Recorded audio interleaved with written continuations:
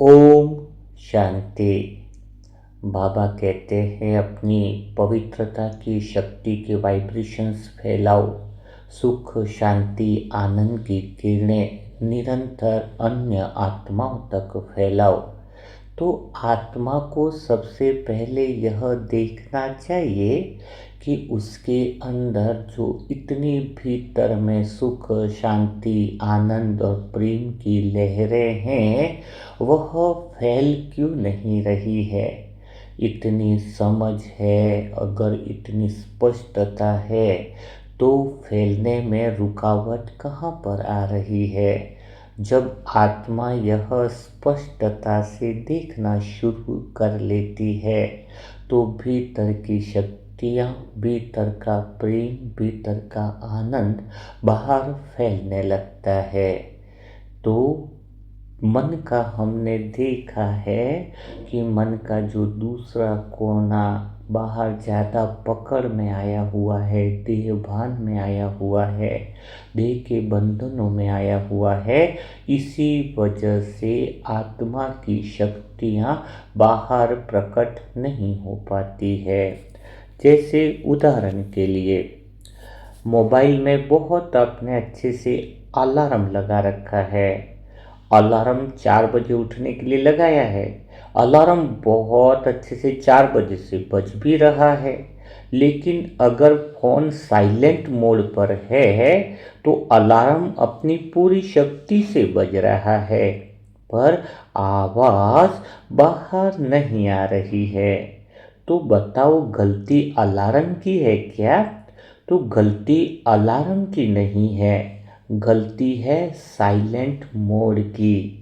तो आत्मा जब अपनी स्थिरता में है, अपनी पावरफुल शक्तियाँ जो हैं, प्रेम आनंद है ना, परिवर्तन की शक्ति, वो सब भीतर से निरंतर प्रवाहित हो रही है। आत्मा भी उस अलार्म की तरह अपनी शक्तियों का प्रवाह निरंतर बाहर निकाल रहा है, लेकिन मन जो है उसमें एक सिरा ज़्यादा पकड़ है। कौन सा? मेरा, मेरा के साइलेंट मोड में है।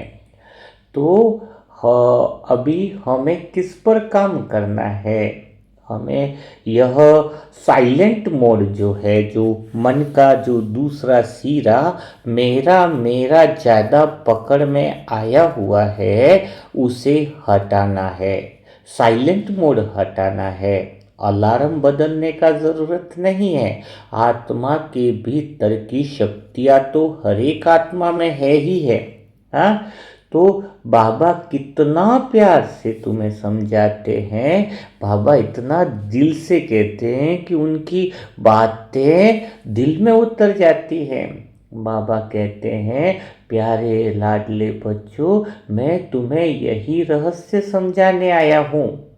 हाँ, कौन सा रहस्य समझाने आया हूँ? कि यह जो मन का दूसरा सिरा जो है अगर बंधा हुआ है तो कर्म बंधनों से मुक्त नहीं हो पाओगे।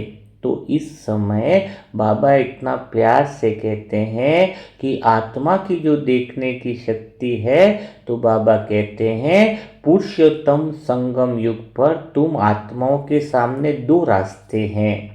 कौन से दो रास्ते हैं? कि एक तो मन का जो दूसरा सिरा देह और देह के संबंधों में उलझ रहा है वह आपके कर्म बंधन बढ़ाता जा रहा है।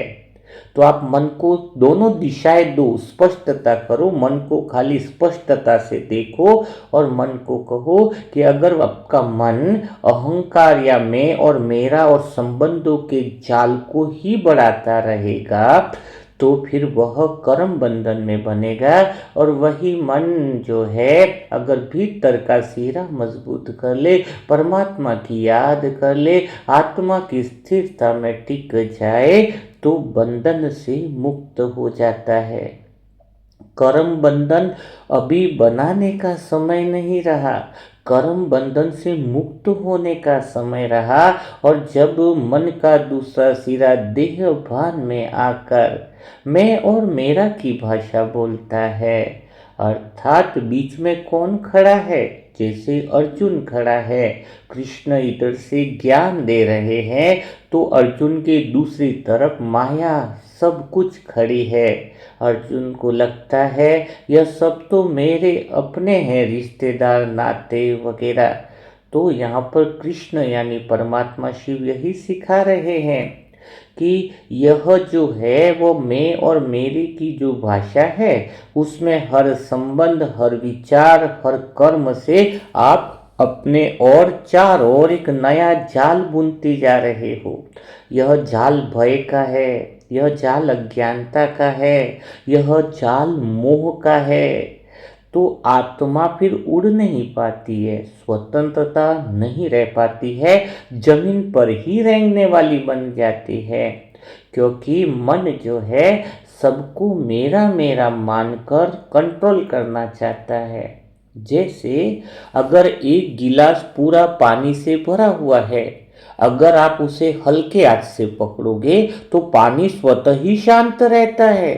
हाँ, कुछ करने की जरूरत नहीं है, हल्के हाथ से पकड़ करके रखो। लेकिन आप ग्लास को जैसे ही ज्यादा पकड़ते हो, टाइट से पकड़ते हो, पानी हिलने लगता है और थोड़ा थोड़ा गिरने भी लगता है। तो जब आपका मन जो है दूसरी तरफ ज़्यादा मजबूत हो जाता है, रिश्तों को पकड़ना चाहता है, संबंधों को कसकर पकड़ना चाहता है, धन को पकड़ कर रखना चाहता है, पद को पकड़ कर रखना चाहता है, समय को पकड़ कर रखना चाहता है, जितनी आपकी पकड़ ज़्यादा है, जितना आपका मैं और मेरापन बहुत ज़्यादा है, उतनी ही मन में बेचैनी ज़्यादा बन जाती है, कर्म बंधन और ज़्यादा बन जाते हैं।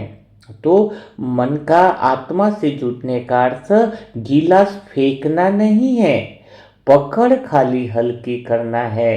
रिश्ते हैं, नाते हैं, संबंध हैं, सब कुछ है, लेकिन पकड़ना नहीं है, बस यात्रा समझकर चलते रहना है।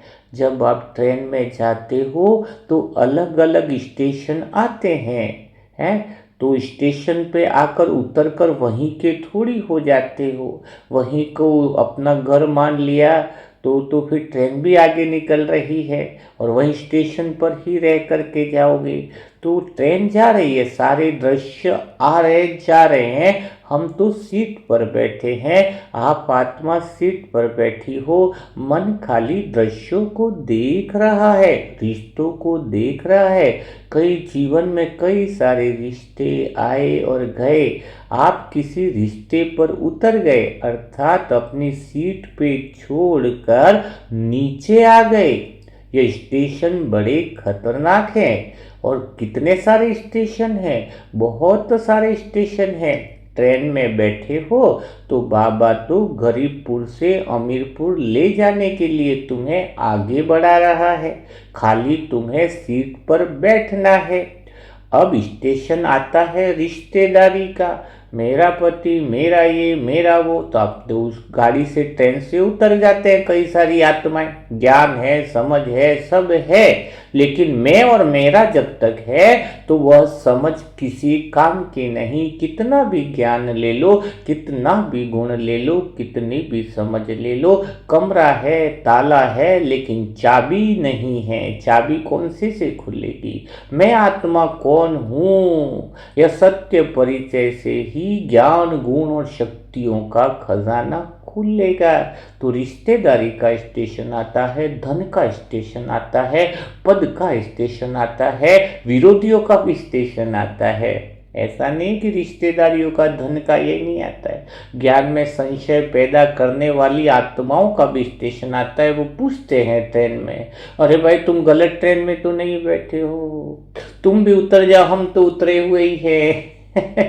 नुकसान ट्रेन का नहीं, न ट्रेन के चलाने वालों का होगा, नुकसान तो उनका होता है जो ट्रेन से उतर जाते हैं। कुछ टाइम बाद पता चलता है ट्रेन तो और आगे बढ़ गई है। तो यह निर्णय लेने की बात है कि गिलास को फेंकना नहीं है, पकड़ हल्की करनी है। अर्थात जब तुम्हें पता चलता है कि मैं आत्मा हूँ और मुझे संबंधों में मोह नहीं रखना है, सेवा का भाव रखना है, जब तुमने अहंकार के सिरे से जो मन बंधा हुआ है और बार बार नीचे नहीं खींचेगा, तो फिर समझ लेना तुम्हारा परमात्मा का सिरा मजबूत हो जाएगा। क्योंकि अभी तुम बीच में खड़े हो ना, एक तरफ मन का एक सिरा परमात्मा खींच रहा है और दूसरा सिरा जो है वह देह और देह के संबंध तुम्हें खींच रहे हैं। तुम्हें निर्णय लेना होगा कि तुम्हें किस सिरे को पकड़ना चाहते हो। यही तो चुनाव करना है। सारा गीता ज्ञान अर्जुन को इसीलिए दिया गया, चुनाव करने के लिए कि तुम्हें शरीर और संसार का सिरा पकड़ना है जो तुम्हें बार बार दुख में डुबा रहा है। दुख में डुबा ही तो रहा है और क्या कर रहा है। हाँ, तो बाबा कहते हैं मैं हूँ तुम्हारा बाप, शिक्षक और सदगुरु। जब तुम इसी समय इस बात को समझ जाओगे तो तुम कर्म बंधनों से मुक्त हो जाओगे, कर्मातीत हो जाओगे। हाँ, तो कर्मातीत होना मना देखने वाली स्थिति में पूरी तरीके से हो जाओगे। यह जो मोह लगाव है वह तुम्हें बार बार बहकाता है। तो सिर्फ परिवर्तन करना है कि यह तुम मैं और यह सृष्टि तो सदा से रहने वाले हैं। तो बदलना कौन सा है, यह मैं और मेरापन। हाँ, मैं और मेरापन का अर्थ क्या हुआ। जैसे आप पुल पर खड़े होकर नदी को देखते हो, पानी बहता जा रहा है। हाँ, पुल पर खड़े हो तो पानी बहता जा रहा है। अगर पुल ये सोचने लगे ये पानी तो मेरा ही है, कैसे बह रहा है, तो पुल तो टूट जाएगा। तो पुल का काम खाली कितना है, देखना है, सहारा देना है। हाँ, पुल का काम क्या है पानी बहते हुए पानी को देखना है और जो उस पर खड़े हैं उनको सहारा देना है, पर बहने में शामिल नहीं होना है।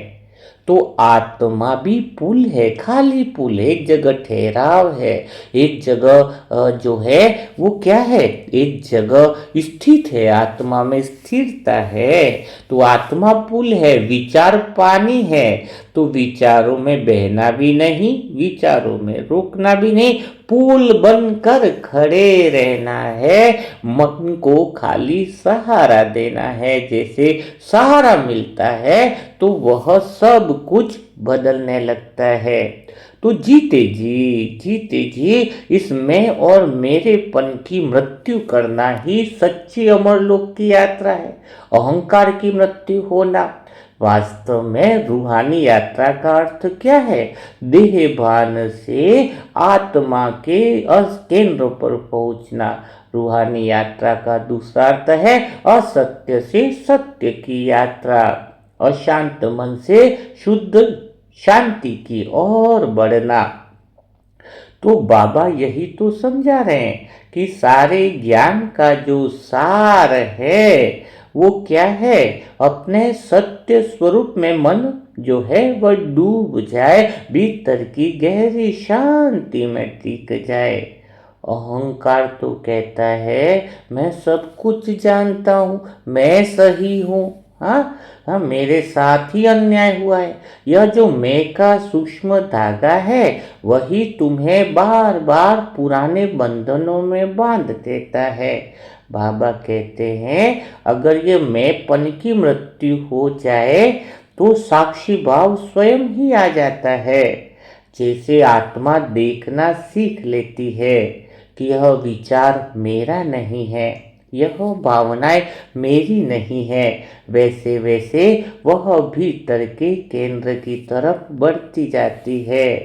यह यात्रा बाहर की नहीं है, यह यात्रा भीतर की है।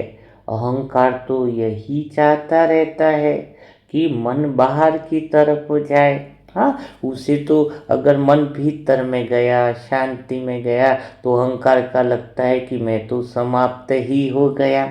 हाँ, तो बाबा अर्जुन को भी क्या कहते हैं कि हे अर्जुन, यह संबंध तुम्हें तोड़ने नहीं है, खाली समझने हैं। बाबा मन को ये नहीं कह रहे हैं जो बारिश ही रहा है कि तुम्हें संबंध तोड़ने हैं। नहीं, संबंधों में स्पष्टता रखनी है कि तुम तो अभिनय करने वाले हो, अभिनेता हो। हाँ, तो रोल हो रहा है। उससे तुम बंधने का काम थोड़ी करना है। हाँ, तो यहाँ पर ही तो जड़ है। देखो, चेंज कहाँ करना है। अगर कमरे में बल्ब लगा हुआ है, बिजली भी पूरी आ रही है, पर स्विच ऑफ है। समझो, फिर से बता रहा हूँ, कमरे में बल्ब लगा हुआ है, बिजली भी पूरी आ रही है, पर स्विच ऑफ है। अब कोई अगर कहे बल्ब खराब है, रोशनी नहीं है, तो क्या वह सच बात है?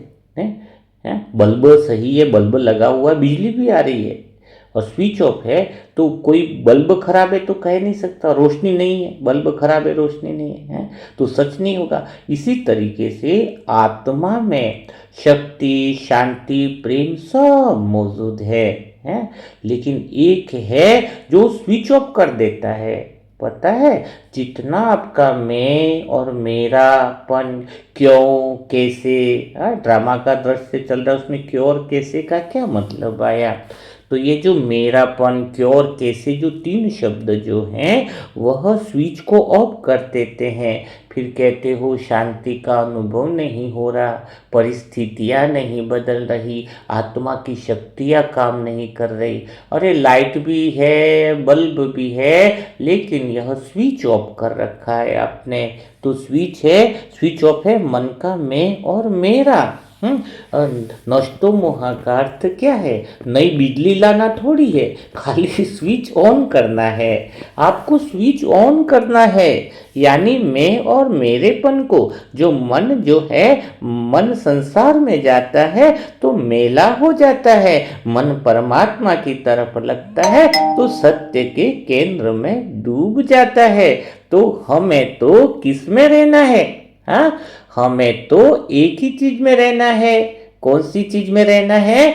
हमें तो इसमें रहना है कि हम सत्य के केंद्र में डूबे रहें, सत्य की तरफ ही आगे बढ़ते रहें।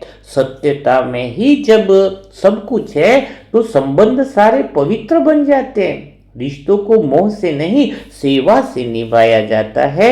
यही मोह से मुक्ति का मार्ग है। अर्थात हमने किसी को छोड़ा नहीं और हमारा प्रेम जो है वो और ज्यादा बढ़ जाता है।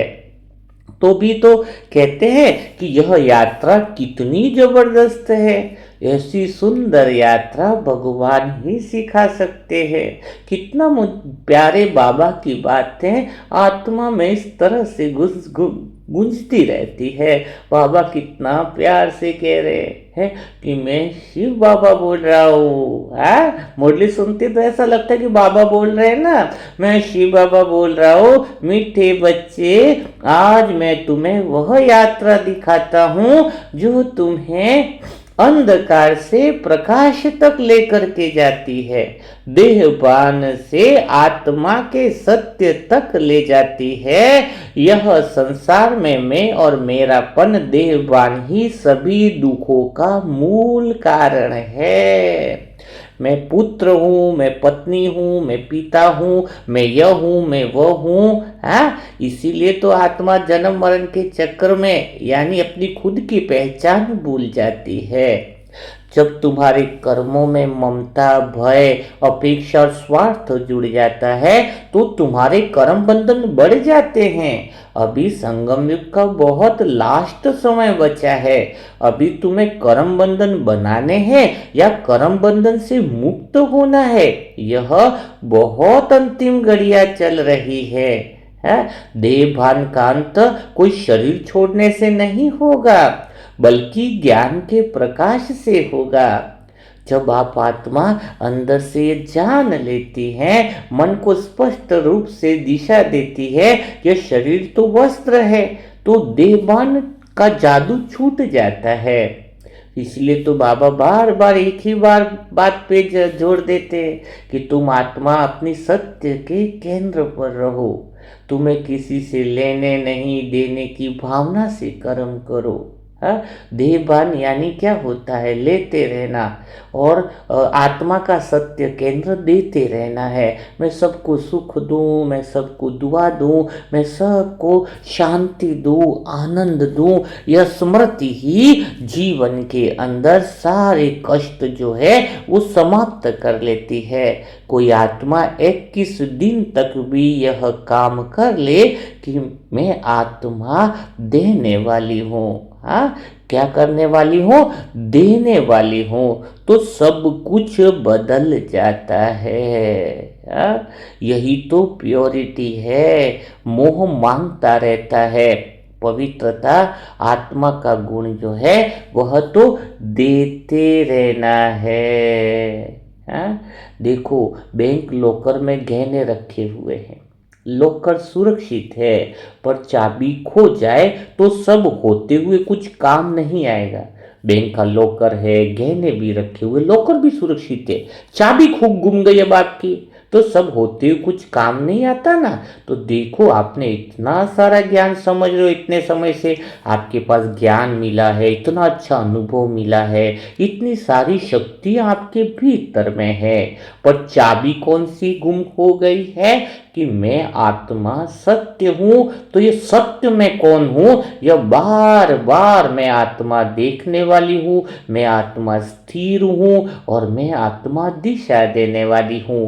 अर्थात जैसे ही मन में और मेरा पकड़ने लगे तो चाबी घूम जाती है, आत्मा मैं में उतर जाती है, मन में उतर जाती है। तो यह मत समझो जब दुख आया, परेशानी आ रही है, परिस्थितियां नहीं बदल रही है, तो खाली एक बात पकड़ कर चलो कि आप आत्मा के भीतर में सब कुछ है, खाली चाबी गुम गई है।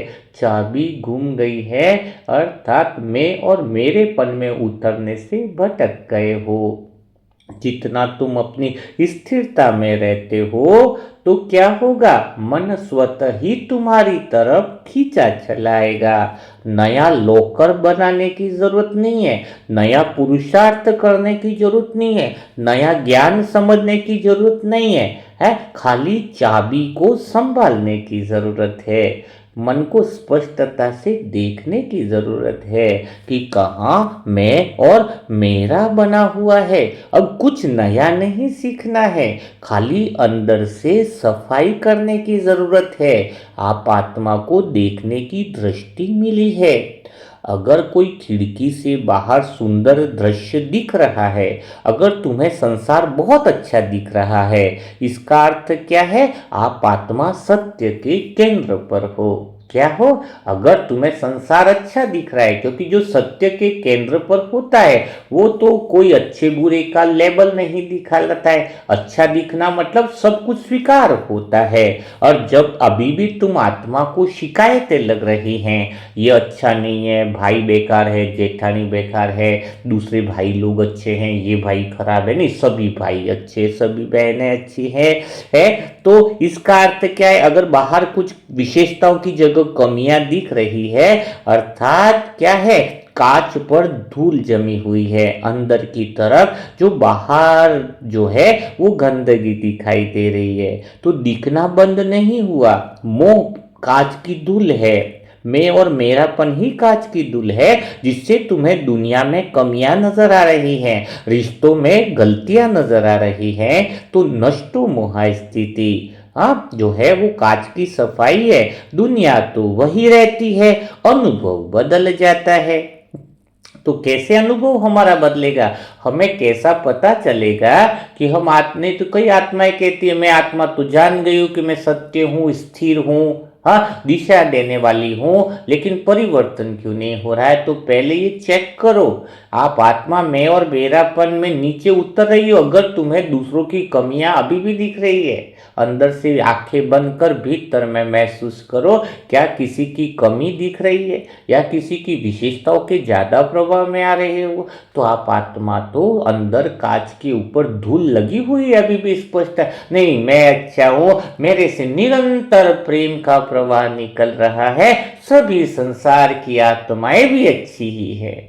है। सभी आत्मा तो अच्छी है ये समझना कोई गलत नहीं है। देह भान को ये इंसान अच्छा ये इंसान बुरा है वो लेबल नहीं लगना चाहिए। जैसे आपको पहले ही बताया ना, मन अगर आई लाइक यू कहेगा तो भी चिपक जाएगा, भाई ये बहुत अच्छा है तो भी मन उसमें फंस जाएगा।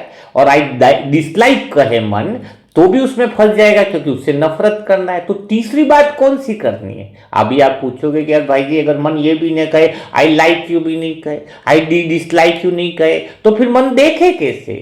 तो मन ये देखे कि देह की पहचान से न देखे। देह की पहचान से जो आई लाइक यू कर रहे हो, तुम्हारे कपड़े अच्छे हैं, तुम सुंदर हो, तुम्हारे गुण अच्छे हैं, तुमने धन से मदद करी है, ये भी आई लाइक यू है। और तुमने मुझे गलत बोला, ये कहा, वो आई डिसलाइक यू है। तो मन इन दोनों से पार देखे कि सत्य को देखे, सत्य चित्त आनंद स्वरूप को देखे, कि तीसरी चीज देखे, न आई लाइक यू देखे न आई डिसलाइक यू देखे, आत्मा को देखे। आत्मा अति सुंदर है, सत्य बड़ा सुंदर है क्योंकि वह बदलने वाला नहीं है।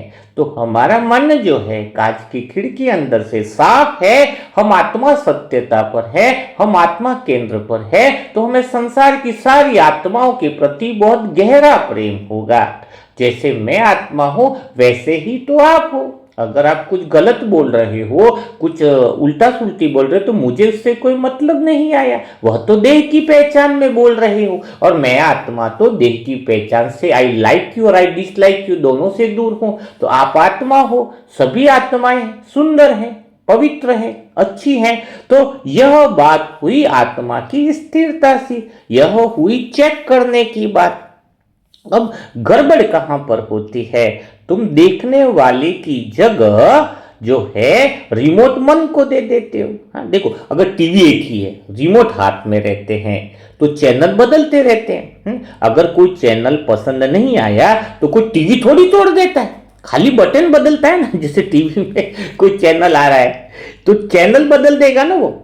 हाँ, टीवी थोड़ी फोड़ेगा कि टीवी में अच्छा ये सही दृश्य नहीं है। तो विचार तो चैनल है? तो मन के टीवी पर ये विचार चल रहे हैं? तो मन को थोड़ी तोड़ना है, दुनिया को भी नहीं तोड़ना है, खाली बटन अपने से रखना है, रिमोट अपने हाथ में रखना, चैनल से भी नहीं लड़ना है। ये चैनल बहुत खराब है, विचार बहुत खराब है, ये विचार लाइक वाला, ये विचार डिसलाइक वाला है, तो तीसरा चैनल लगा दो, सभी आत्माएं बढ़िया है, रिमोट अपने हाथ में रखो।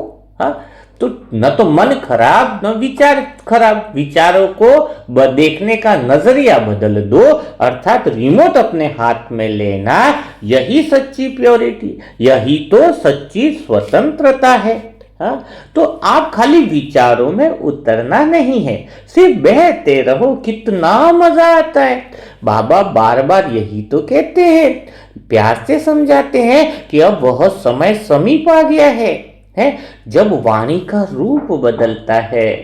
जहां पहले आप बाबा भी क्या कहते थे, मैं प्यार से बाबा कहते थे, बच्चे बच्चे कहकर समझाते थे।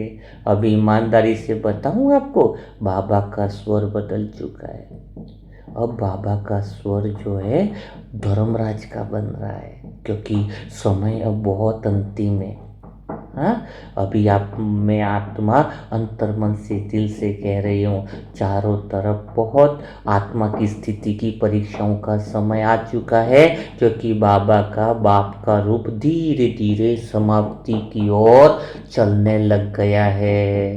धर्मराज का रूप बनता जा रहा है, एकदम से धर्मराज का रूप नहीं बनता है बाबा का, थोड़ा थोड़ा 5%, 10%, 20% है। तो जब समय इतना अंतिम आ गया है, तो प्यारी आत्माओं, जब सत्य की बातें बार बार सुनने के बाद भी अगर आत्मा परिवर्तन नहीं करती है, आपको यह तो नहीं बोल पाओगे ना अब कि आपको सच्चा ज्ञान नहीं मिला, ज्ञान की स्पष्टता नहीं मिली, समझ नहीं मिली। तो आप आत्मा जब इतनी समझ मिलने के बाद भी अगर तुम परिवर्तन नहीं करोगे, मोह भय और अज्ञानता में ही गिरे रहोगे, तब बाबा तो धर्मराज रूप में आएगा ही आएगा। देखो, आपको मैं बहुत दिल से कह रहा हूँ, प्यार से समझाना तब काम नहीं करता है। हाँ, जब धर्मराज का रूप आता है ना, तब कर्मों का हिसाब स्वयं सामने आता है। धर्मराज कोई बाहरी शक्ति नहीं है। धर्मराज तो तुम्हारे भीतर में प्रकट हो जाएगा, तुम्हारे मोह माया के संचित कर्मों के रूप में आ जाएगा, संचित संकल्पों के रूप में आ जाएगा। जैसे जैसे समय समाप्ति की ओर बढ़ता है, और आत्मा का अंतर्मन स्वयं अपने कर्मों का साक्षी बनता है, तो जो कर्म ज्ञान में थे वे हल्के हो जाते हैं, और जो ज्ञान में रहते हुए अज्ञानता में थे वे सारे कर्म तुम्हारे सामने खड़े हो जाएंगे हैं। इसलिए अभी समय है, अभी किनारा करो। आत्मा को जितनी स्पष्टता मिली है वो सुनने तक नहीं, परिवर्तन में लाने का समय आ गया है। मोह में और मेरापन से छोड़ने का समय आ गया है। अब झूठ मत बोलो, बातें मत बनाओ।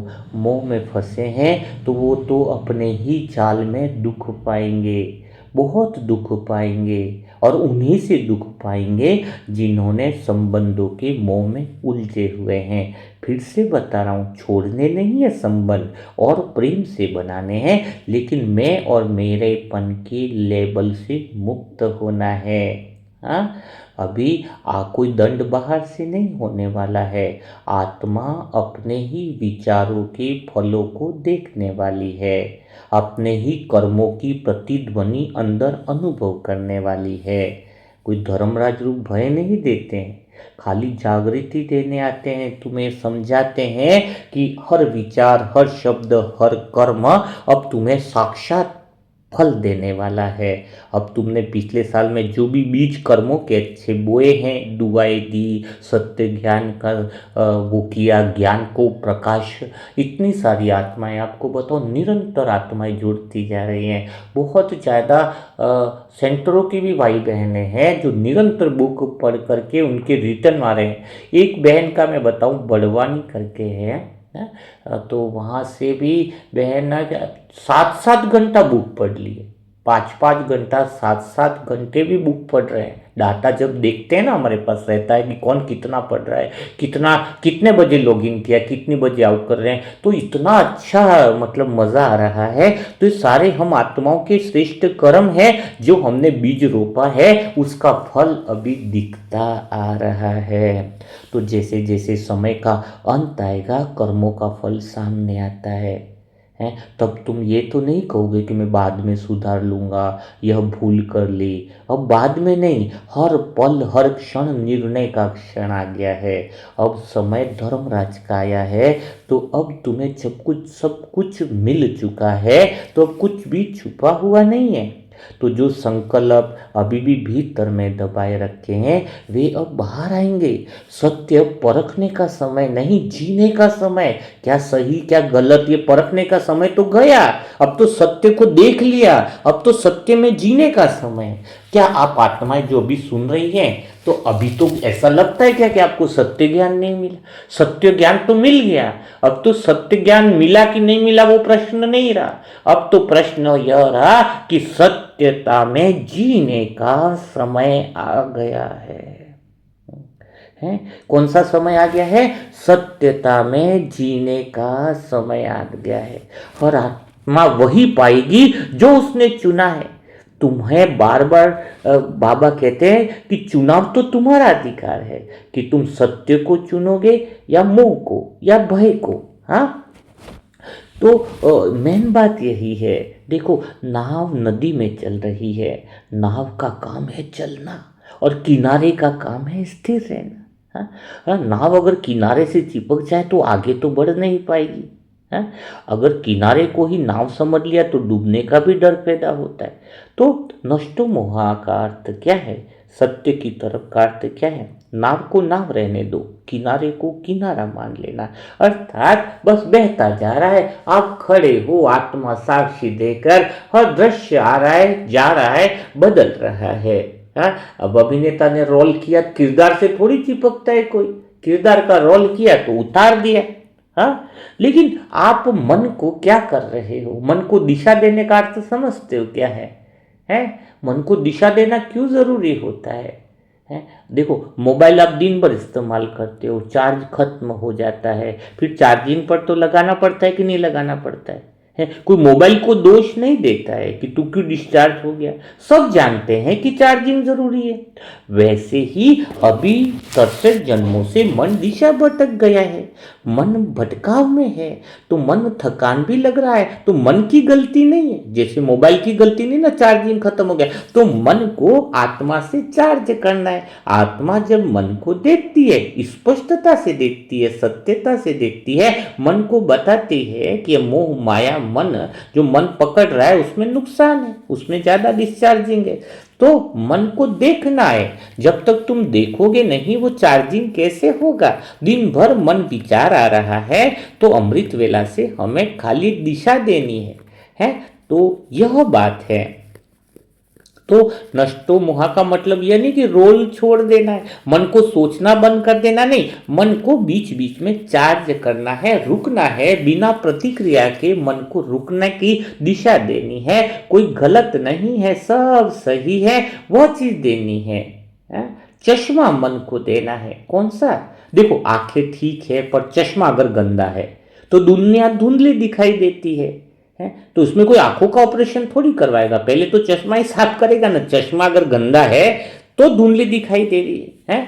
तो यह जो आपका मैं और मेरापन मन के ऊपर आगे चश्मा लगा हुआ है, तो मन खराब नहीं है, आपकी बीमारी नहीं है, चश्मे की गंदगी है। तो मन के आगे ये मैं और मेरेपन की जो गंद लगी हुई है, जो धूल जो लगी हुई है, उसको ठीक करना है, चश्मा साफ करना, आंखें थोड़ी बदलना है, मन थोड़ी बदलना है।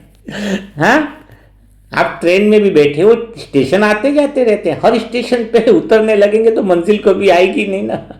स्टेशन क्या है? परिस्थितियां हैं। डिब्बा आत्मा का सफर है। हर स्टेशन को देखकर नीचे थोड़ी उतर जाना है। ये जो स्टेशन पे सीन आ रहे हैं वो परिस्थितियां हैं। अब परिस्थितियों में आप बार बार उतर रहे हो तो आत्मा की यात्रा आपकी हो नहीं रही, आप आगे बढ़ नहीं पा रहे हो। आप हर परिस्थिति में मुझे उतरना नहीं है, हर परिस्थिति निकल ही जाएगी, क्योंकि समय तो गुजरता जा रहा है। न दुख के दिन रहे न सुख के दिन रहे, यह तो बीत जाने। सुख के दिन आए तो भी बोलो यह भी गुजर जाने वाला, दुख के दिन भी आए तो बोलो यह भी गुजर जाने वाला है। ट्रेन के टनल से आप गुफा में से निकलती है ट्रेन, ट्रेन बोले मैं गुफा हूं, तो ट्रेन गुफा थोड़ी है, ट्रेन तो टनल से अलग है। वैसे ही तुम यात्रा कर रहे हो, कोई परिस्थिति आ रही है, सुख की गुफा आई, दुख की गुफा आई, तो बस तुम निकल रहे हो, तुम खाली बैठे हो, तुम क्यों सीट को छोड़ रहे हो? तो फिर क्या होता है, अगर आप सभी को एक साथ मिला देते हो तो स्वाद तो खराब ही हो जाएगा ना। देखो, रसोई में नमक रखा है, मिर्ची रखी है, चीनी रखी है, अगर सब कुछ एक ही चम्मच में डाल दो, नमक भी डाल दो एक चम्मच में, मिर्ची भी डाल दो, चीनी भी डाल दो, तो स्वाद तो बिगड़ ही जाएगा ना। तो जीवन में भी परिस्थितियों का एक अपना स्थान है, हर चीज का स्थान है, रिश्तों का भी अपना एक स्थान है, उसको वहीं पर रहने दो। अगर तुमने स्थिति या स्थान बदल दिया तो संतुलन बिगड़ जाता है और पूरे स्वाद की खिचड़ी बन जाती है। तो यही पर तो बात है जो समझने की है। कपड़े तो बदल, अलमारी में कपड़े रखे, कपड़े तो बदलते रहते हैं, पर अलमारी तो वही रहती है ना। अगर कोई कपड़ों को ही पहचान मान ले तो हर पुराने कपड़े के जाते उसे दुख होगा। तो मैं आत्मा के सत्य स्वरूप का अर्थ यह है कि मैं परिस्थिति नहीं हूं। आप तो अपनी जगह पर खड़े हो, अपनी जगह पर रहते हो। तो यही तो बात है। मौसम आया, परिस्थिति बदलती है। सर्दी में स्वेटर पहन रहे हो, अभी गर्मी में तो उतार दोगे ना, तो किसी को दुख थोड़ी होगी गर्मी मैंने स्वेटर क्यों उतार दिया। अगर वही स्वेटर गर्मी में भी पहने रहोगे तो परेशानी होगी। तो तुम्हारा तो समय और यात्रा बदलती जा रही है, पर तुम्हारा मन तो पुराने मौसम को ही पकड़े रहता है, पुरानी बातों को पकड़ते रहता है। मौसम को पहचानना है, स्वेटर से नहीं लड़ना है। तो यहां पर यह बात समझनी बहुत ज्यादा जरूरी है।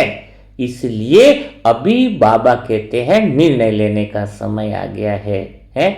अब इसी पल बदलना होगा। ऐसा नहीं कि कल से बदलूंगा, परसों से बदलूंगा, यह नहीं। अभी ही चुनाव करने का समय आ गया है, क्योंकि बाबा स्पष्ट रीति से कहते हैं कि प्यारे लाडले बच्चों, अब वह समय आ गया है जब हर आत्मा को अपना चुनाव स्वयं करना है। सत्य और असत्य के बीच की रेखा अब बहुत स्पष्ट हो चुकी है। आपको सत्यता और असत्यता के बीच में बिल्कुल अंतर दिखाई देने लग गया है। बाबा केवल मार्ग दिखा सकता है, यह सत्य है, यह असत्य है। मन की भावनाओं में उतरना सत्य है, परिस्थितियों रिश्तों में से अपनी पहचान बनाना असत्य है, आत्मा का स्थिर रहना, दिशा देना यह सत्य है। तो बाबा ने तो पूरा मार्ग तुम्हें दिखा दिया है, पर चलना तो तुम्हें ही है। यही वह क्षण है, यही तो वह पल है, जैसे कुरुक्षेत्र की भूमि पर अर्जुन खड़ा था। एक और संबंध थे, संस्कार थे, रक्त के बंधन थे, लेकिन दूसरी तरफ सत्य का आह्वान था। तो अर्जुन का प्रश्न आज भी वही है, हे प्रभु, मैं अपने ही प्रियजनों के विरुद्ध कैसे खड़ा हो जाऊं? हाँ, आप लोग भी तो यह कहते हो कि मैं अपने रिश्ते नाते, अपने पति, उनके विरुद्ध कैसे खड़ा हो जाऊं? अर्जुन भी तो यही कह रहा था, लेकिन बाबा का उत्तर भी वही है कि हे आत्माओं, तुम्हारा युद्ध व्यक्तियों से नहीं है, अहंकार से है। जो तुम्हारे सामने खड़े हैं वे तुम्हारे संबंधी नहीं, बल्कि तुम्हारे ही भीतर के संस्कार है। तो तुम्हें इंसानों से दुश्मनी नहीं, इंसानों से नहीं लड़ना है, तुम्हारे खुद के मैं और मेरेपन से लड़ना है। मोह, लोभ, भय, असत्य, अहंकार, यही तो युद्ध तुम्हारे भीतर चल रहा है। तुम्हारी बाहर लड़ाई नहीं सिखा रहे हैं बाबा, तुम्हारे भीतर में ही तुम खुद से लड़ रहे हो। इसलिए बाबा कह रहे हैं कि तुम भीतर में विजय प्राप्त करो। बाबा तुम्हें भीतर की विजय सिखा रहे हैं कि बच्चे, यह युद्ध तुम्हारे अंतर्मन के दो सिरों के बीच में है। एक सिरा भगवान से जुड़ा हुआ है, दूसरा सिरा देह और अंधकार से जुड़ा हुआ है। अब तुम्हें तय करना है कि तुम किस सिरे को पकड़ोगे। अर्जुन ने जब कृष्ण को सारथी बनाया तब उसकी विजय निश्चित हो गई। तुम भी जब मीठे बाबा को अपना सारथी बना लेते हो तो तुम्हारी हार असंभव हो जाती है। पर अर्जुन की तरह तुम्हारे भीतर भी एक द्वंद्व उठता है, एक बात उठती है। कौन सी बात उठती है कि मैं अपने परिवारों के विरुद्ध कैसे जाऊं? तो बाबा कहते हैं विरुद्ध नहीं जाना है, खाली ऊपर उठना है। जब तुम ऊपर उठ जाते हो, तुम्हारी चेतना का स्तर ऊपर उठ जाता है, तो नीचे की सीमाएं तोड़नी नहीं है, स्वयं ही टूट जाती है। क्योंकि आत्मा की सत्यता की जो शक्ति है वह किसी के विरुद्ध होना नहीं है, सत्य सबको अपने भीतर में समा लेता है। तो बाबा बार बार याद दिलाते हैं कि बच्चे, जो तुम्हें छोड़ना कठिन लगता है वही तुम्हारा बंधन है। बंधन कौन सा है? आप बोलोगे कि हमारे मन ने तो कुछ भी नहीं पकड़ा है। तो कैसे पता चलेगा कि जो तुम्हें छोड़ना कठिन लगता है वही तुम्हारा बंधन है। जिसे तुम बचाना चाहते हो वही तुम्हारे अहंकार का सिरा है। अर्जुन भी तो यही चाहता था। क्या चाहता था पता है? ये सब जीवित रहे, सब जीवित रहे। पर सत्य क्या चाहता था? अहंकार मरे और आत्मा जिए। यही तो युद्ध का रहस्य है। हमें भी दूसरी आत्माओं से लड़ाई नहीं है, अहंकार का अंत होना चाहिए। मैं और मेरा अगर बढ़ता ही गया तो ये सृष्टि विनाश के कगार पर तो आ ही चुकी है। तो हर आत्मा अर्जुन बनी हुई है, हर किसी के सामने उनका अपना ही दुर्योधन खड़ा है, कोई मोह में, कोई लोभ में और कोई असत्य में। अब यह युद्ध टल नहीं सकता, क्योंकि सत्य का सूरज उदय हो चुका है। अर्थात जो आत्मा सत्य का चयन करेगी उसकी विजय निश्चित है। अर्जुन को भी यह भय था कि वह अर्जुन को कि हार जाएगा। हाँ, पर उसने एक बात पर दृढ़ता रखी थी। किसने? कि कृष्ण मेरे सारथी हैं तो विजय मेरी होगी। अर्जुन को जो भय था, तो भय तो कहाँ से खत्म हो गया, क्योंकि सारथी किसको बना दिया, कृष्ण को सारथी बना दिया। तो यही दृढ़ता तुम्हें रखनी है कि मेरे साथ तो स्वयं भगवान है, सत्य मेरे साथ है, शिव मेरा सारथी है। तो परिणाम चाहे जो भी हो, विजय तो आपकी हुई ना, निश्चित है ना। विजय मतलब किसी को मारना वगैरह थोड़ी है। हम अहंकार से जीतेंगे, मैं से जीतेंगे। हमारी लड़ाई अपने अंदर के भीतर के मैं और मेरेपन से, हमारी लड़ाई किसी और से है ही नहीं। इसलिए तो जो बच्चे बाबा से जुड़े हुए हैं उन्हें थोड़े संघर्ष दिखाई देते हैं। वो संघर्ष बाहर का नहीं है, भीतर का होगा। दूसरी आत्माओं में संघर्ष नहीं है, दुनिया वालों में। क्यों? क्योंकि उनकी तो लड़ाई ही नहीं है ना। उन्होंने तो दुर्योधन को, मोह को, अहंकार को ही दोस्त बना रखा है। तो वो तो आराम से जी रहे हैं। आपको लग रहा है ये तो मजे में है, आपको लगता है ना वो तो मजे में है। उनको क्या प्रॉब्लम है? वो तो लड़ ही नहीं रहे ना। उनको तो न मैं और मेरापन खत्म ही नहीं करना है। वो तो और मैं और मेरेपन को बढ़ा रहे, 2 गाड़ियों की जगह 4 गाड़ियां लड़ रहे हैं। और हम आत्माएं थोड़ी संघर्ष में दिखती है।